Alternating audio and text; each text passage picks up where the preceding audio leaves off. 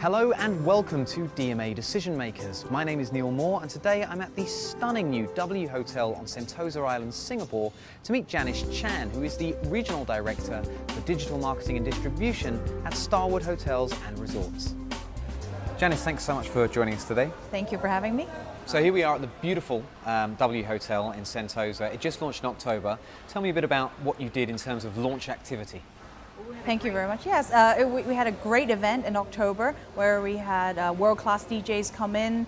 Also, we invited all the who's who of Singapore to be here and in Asia actually to join us in the party. It was a great event. We had over a few hundred people here, and it was amazing.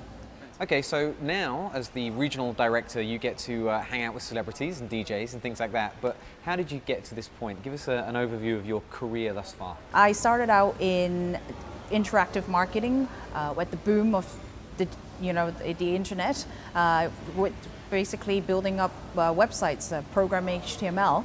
So, but I worked with various agencies when I started.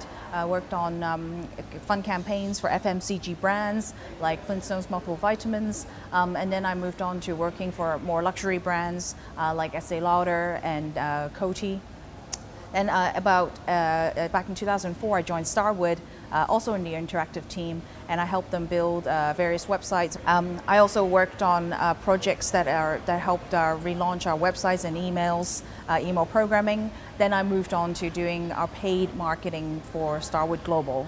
About 4 years ago, I moved to Asia Pacific to head up digital marketing for Starwood Asia. Now I handle the digital marketing strategy for Starwood in AP for over 220 hotels. Starwood is obviously a large group that covers a broad range of brands with specific target audiences. Can you give me the overview of who they are and who's buying them? At Starwood, we have 9 very unique brands. We are the largest upper upscale hotel company in the world. And so the 9 brands all have very distinctive personalities. Let me try to go through all 9, with counting fingers. So we have Sheraton, Westin, Le Méridien, W, 4 Points by Sheraton, Aloft, St. Regis, Luxury Collection, and then our newest brand, Element Hotels, which has yet to launch in Asia Pacific. And how do they differentiate? Give me an example of how 2 of them might be different. Yes, so at Starwood we devote a lot of energy to differentiating our brands. So for example, at W, we're focused on fashion, design, and music, whereas at the Westin, we are focused on wellness. So we want our guests to feel better when they walk out of a Westin than when they walked into a Westin. Starwood is obviously using digital across the board, but across Asia that means a lot of different markets in terms of their technological evolution and in terms of language and things like that. How do you handle that diversity? It is a challenge. At Starwood, we are focused on delivering personalized services to our guests, and that's what we think is our differentiator. So where we see the opportunity is technology can help us bridge that gap of reaching our guests in the way they want us to reach them and in the fastest way possible.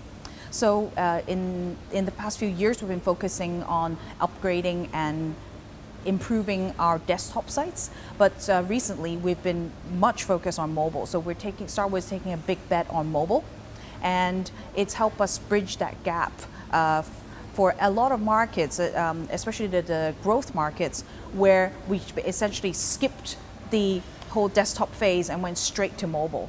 So many of our guests now have a mobile phone in those markets, and we're able to reach them through their smartphones, including especially in China and India and other Southeast Asian markets. So we've been focused on delivering mobile solutions for that. So earlier this year, we relaunched our Super iPhone app for SPG, where we give our guests the capability to not only check in and check their stays and also check their SPG status, but then in August, we localized the SPG app for the Chinese market.